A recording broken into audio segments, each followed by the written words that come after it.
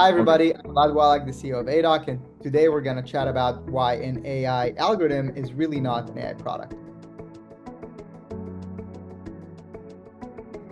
In my mind, I would even almost break it down to three parts. There is a model, a product, and a solution, right? And if you think about an algorithm, what an algorithm does is very simple. It can crunch one piece of data and give one answer, right? So take a head CD and say yes, no, randomly. But that function alone can't really do anything by itself. You have to, the first part of making it a product is really connecting it into the workflow, right? So, okay, you can tell me if it's a brain bleed, yes or no, but what do I do with this information? Do I show it to a physician? Do I put it in the work list? Do I alert the surgeon? What do I do with it?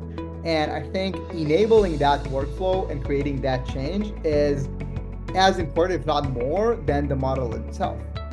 But even that, I would say, isn't enough because we find even if you build the right workflow, if you can't really connect the dots into a problem and value, it doesn't really solve anything because if it's just like this ethereal thing and just a workflow, but it's not clear um, what problem it solves, it's not going to do much.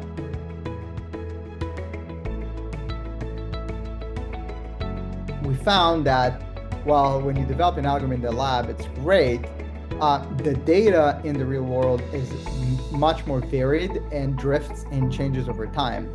So we had to develop what we call the orchestration layer, which helps integrate all these different myriad of data points, normalizes them, and then feed it to an algorithm so you could get the results. Without the data normalization layer, you can basically get like junk in, junk out. I think everybody realized that just an algorithm in a box in a lab somewhere doesn't really make any difference in the real world. You really have to tie this into, again, to the workflow, into the problems we solve to make real world impact.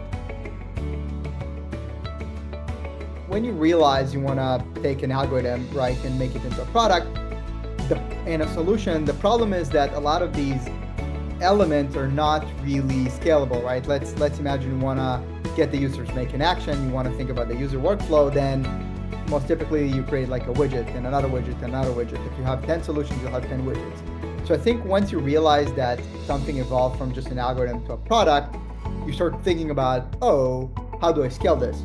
And then it's really where platforms begin to shine because you're thinking about consolidating all of that into a unified infrastructure, right? You have one place where you're doing EHR integration, PACS integration, one workflow, one monitoring, one throat to choke, one SLA, all of that thing. I think that is extremely important as you think about scaling the number of products. If you just don't think about an algorithm, but a product, that is extremely powerful. And I think why we really encourage our partners to think about a platform approach for their AI implementation.